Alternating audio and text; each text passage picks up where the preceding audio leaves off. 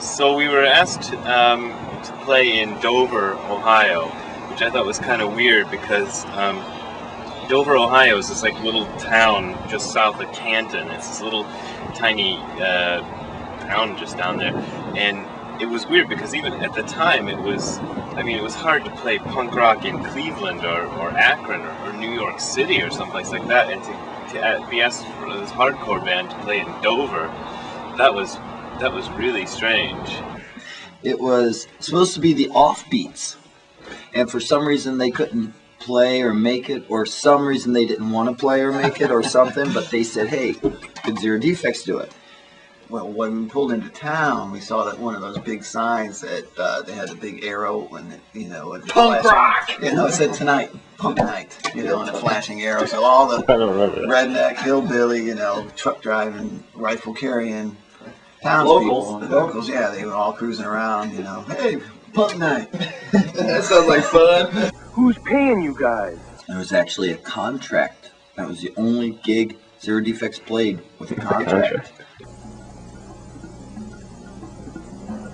So I had this band put together called Eric Nipplehead Project, which was like, we played like surf music and cover songs. We played Rock and Roll Part 2 by Gary Glitter.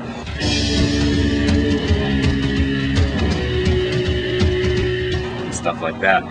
We would just be kind of a joke band that would play some shows. And so we all decided by mutual consent that even though Eric Nipplehead Project was not on the bill, that we were going to have Eric Nipplehead Project play because we all happened to be there. So we played our set first, which our whole set, we had like 10 songs and so we played like 20 minutes or something like that. And the crowd kind of liked us, because I guess to them that was punk rock, and they were like, okay, maybe this punk rock stuff is okay.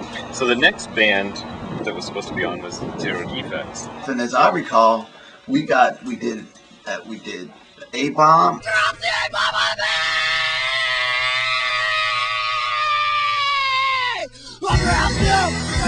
A couple tunes into the set, Jimmy turns around, his mic goes clean out, and there's shows me the mic cord. It's cut clean in half, like with a knife. And so, that worried me a little bit. Just sat down, I pulled out my knife, and I started cutting all the plastic off the cord. I remember that. And I grabbed the duct tape, and I took the red wires and twisted them together and duct taped them, took the black wire and twisted them, duct taped them, took the white wires, duct taped them, wrapped it all back together, check, and we continued. The whole night it was just started to get polarized where, the very few locals that came to see us were on one side of the room, and the other, the townsfolk were on the other side of the room. And I was sitting at the bar with Sue, and I remember she goes, hey, Mick, have you ever been in a fight? No, I've never been in a fight. Oh, okay. Sue's there, and that chick said something to her, and how Sue was after drinking, she just like smacked her real hard. Yeah. And her glasses went flying, and she started yelling about her glasses, and then some guys came up. And whoever was at that door, maybe me and Vince or somebody, kind of like started pushing them back out the door. And then, everything was going on at the other door. Yeah, it was like, how gazelles or, deer or like animals come in, and then they just look at each other, no words were said, we're just, and all of a sudden one of the guys just hauled off and belt Tommy Strange right in the jaw. No words, nothing, So, as naive as I was, I just said, we're pressing charges. And that's when they all jumped on me, and then everybody at the bar was looking, because they sensed the tension, and so that's where the pile started. And I was at the bottom of the pile, and somehow my leg was just twisted, like so, and the pile just kept, getting heavier and heavier. So, I crawled out from under the pile, but I shouldn't have done that because there were just chairs flying everywhere. You could it was like an Old West movie, whiskey bottles, and people were just grabbing the bottles, and just, smashing them on the bar owner was just, having a cow. Gentlemen, you don't know what you're doing to me! Please, I got hot feelings. I didn't just run to the toilet. I ran to the women's toilet because I thought that's the best place because they're not going to come in the girls' toilet. Well, that's And I stood on the toilet so that they couldn't tell. They couldn't tell somebody was in the stall. But nobody came in, so it was fine. And they just waited it out until it stopped. So it sounded quiet.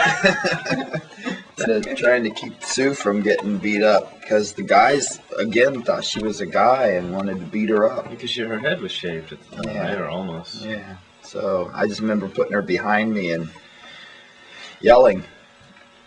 And no one hit me. No one hit me. But then I ran into it all, and that's when the cops came.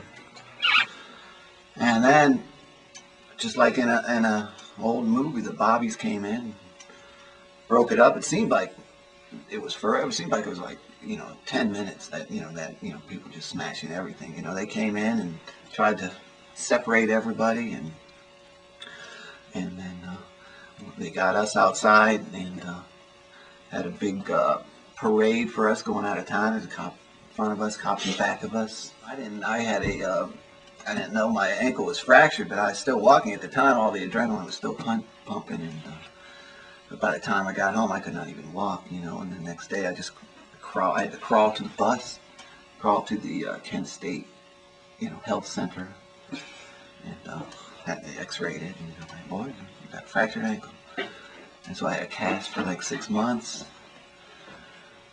But that's the last time we played Dover.